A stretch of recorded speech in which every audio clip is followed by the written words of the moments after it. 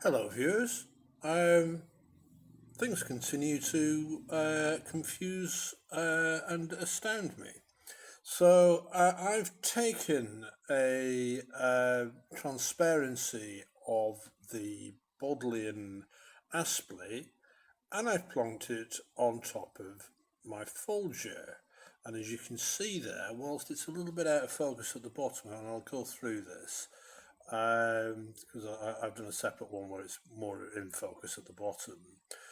That is astonishing. And you can be forgiven for looking at this and thinking, well, there you go, Sedley's right, they're all from the same imprint. But it's not quite as simple as that.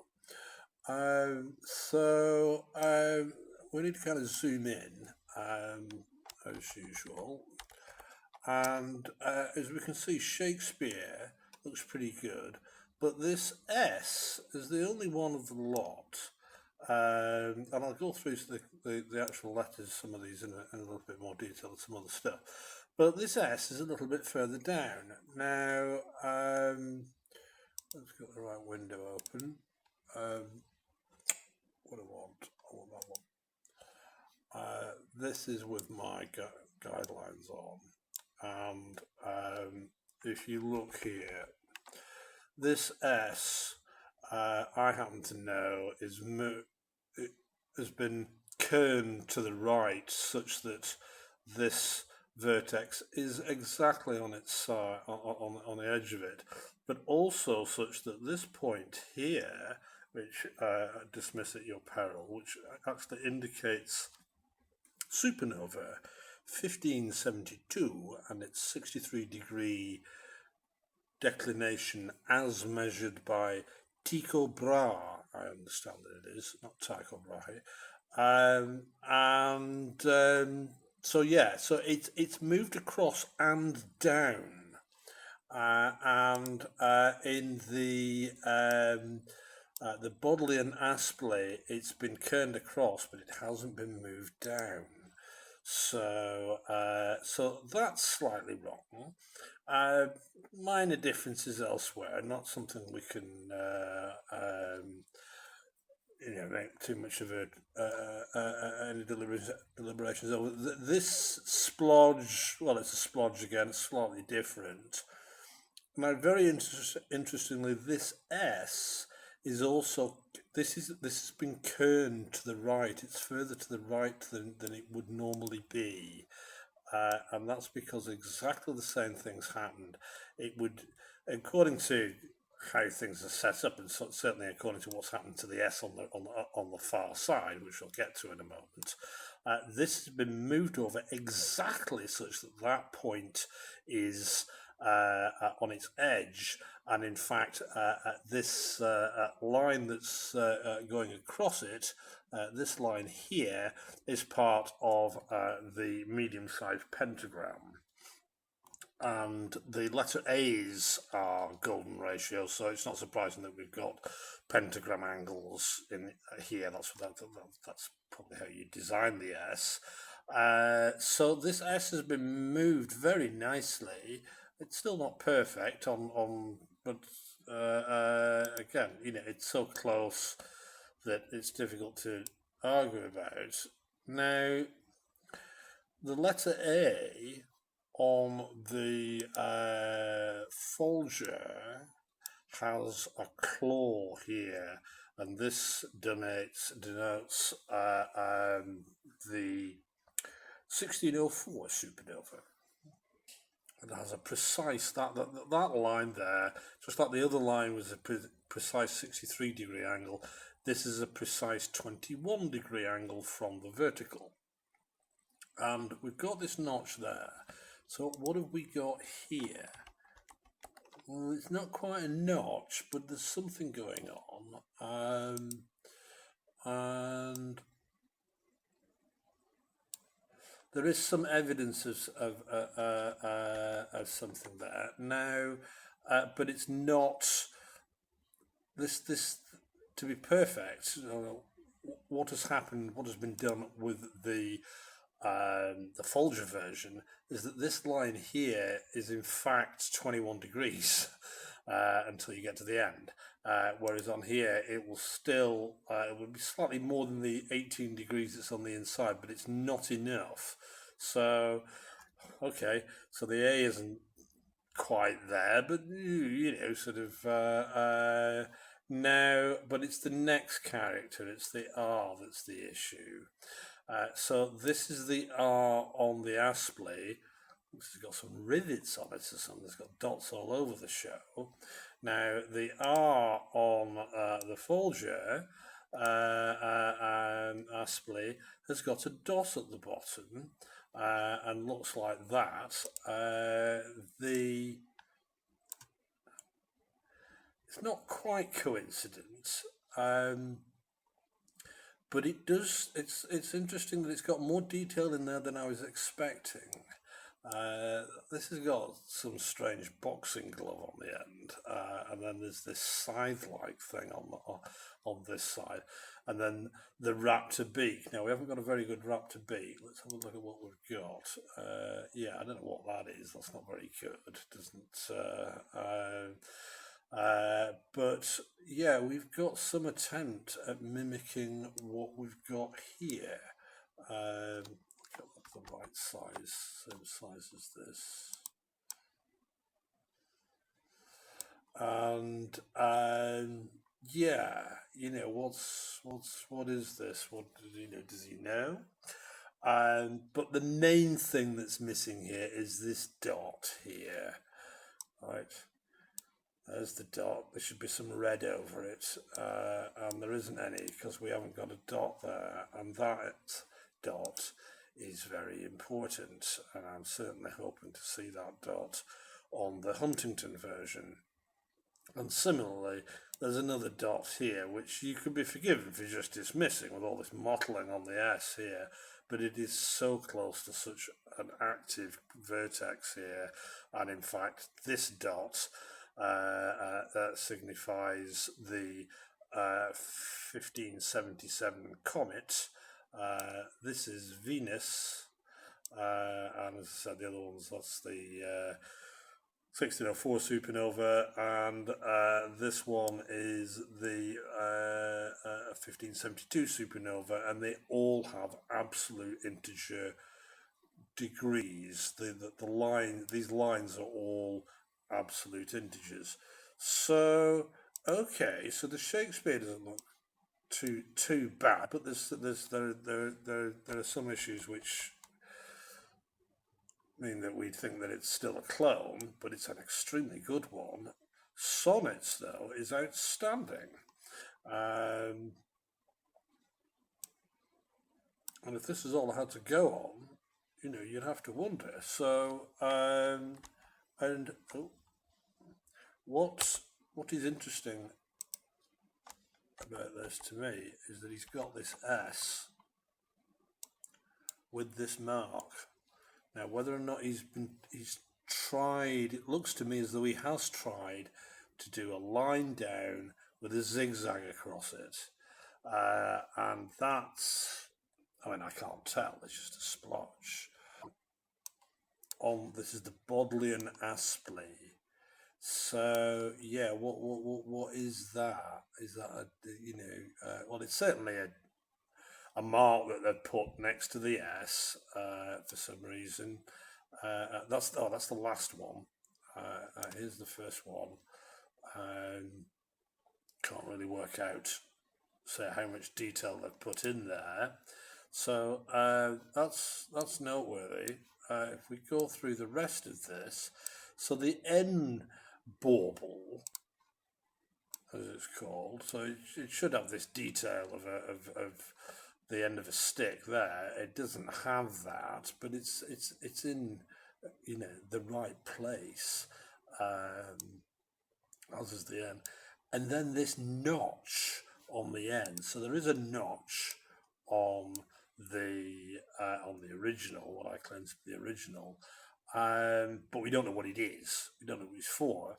But John Wright has seen fit to copy that, and so he's hacked a hole there in his end of this. Right, so we've got, what is that? Right, what we're expecting at the end of sonnets is a nice comet-shaped full stop, which is pointed out by the pentagram. And we've got that funny shape, and on the Wright version, we've got that, and I suspect that's the same element. So we've just got this dirty great big full stop. Now, interestingly, I say we've got a dirty great big full stop, but sonnets on the Aspley is perfectly centered. Now, on the, if I get up the one where I put this Bodleian Aspley, right, there we go. So this is the weird thing. This is the Bodleian Aspley on the Bodleian Wright. Now, there's something wrong with the scaling and alignment width-wise, and I'm still trying to work out what's been going on there. But the baselines are roughly round about where they need to be, well, they are on the artwork and on Shakespeare's, and on Noy before imprinted, and on the two rules, and on everything at the bottom. But sonnets isn't, it's miles out. Now, as we can see here, if we zoom in, this here looks like it's just, this blob here is the same full stop as that. It's just conveniently come out just half the size. And as we can see, we've used these same characters, then they haven't come out quite as well, but the S there has got the funny little bit on the end of it, and the S here has quite clearly got this mark on the end of it. So these are the same characters, but it's worth noting that there's still, there's quite a lot of difference between print runs. And therefore, we have to be very careful about saying, well, these characters don't look like those characters. One thing that I've definitely misled people about is that, so I've shuffled this one. This is a second alignment of the Bodleian Aspley on the Folger Aspley, and I've just jiggled this a bit so that the Noy before is on, certainly the imprinted bit is on as best as possible. And as we can see, which is a surprise to me. I thought that the dot on the imprinted of either the Aspley or the Wright from the Bodleian was below where the monkey's head is, but it's not. It's opinion just on hunch that dot is too high, that it should be closer to the eye. But it's interesting that that's there. What this mark is here, and whether or not he was cloning something that had got a mark on, or what, I don't know. But the other thing is that, again, this imprinted thing, if we look at the actual Aspley scale version on imprinted, there we go. That's got this dirty great big full stop there, like that. Only some of it's come across on this red. What it should look like is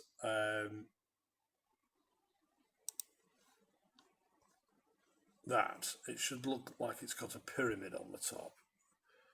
Not that, which is just a blob.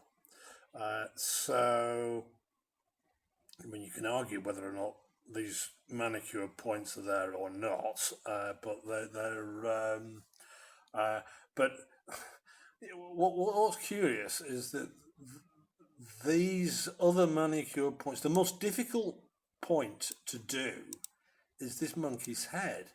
That's easily the smallest and most intricate one, right? And it looks like they've had a go at doing that somehow, putting a bust of something or what have you on there. But made no attempt whatsoever on any of the full stops, all of which should have something quaint about them, but don't. I mean, the only ordinary full stop is the one after 1609. All the other ones have got either a pyramid or a dad's army arrow or an ossuary carved onto them. So I've lined this up as best as possible on Aspley in particular, and again, you know, we don't have the pyramid here. This A, interestingly, is the right size. It's a bit funny at this end. It's a bit arced. I say neither of these full stops have any detail on them.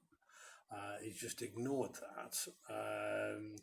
And I mean, for my money, what I want on Aspley, well, particularly this one, I think that's got a manicured dot above the eye with a line through it.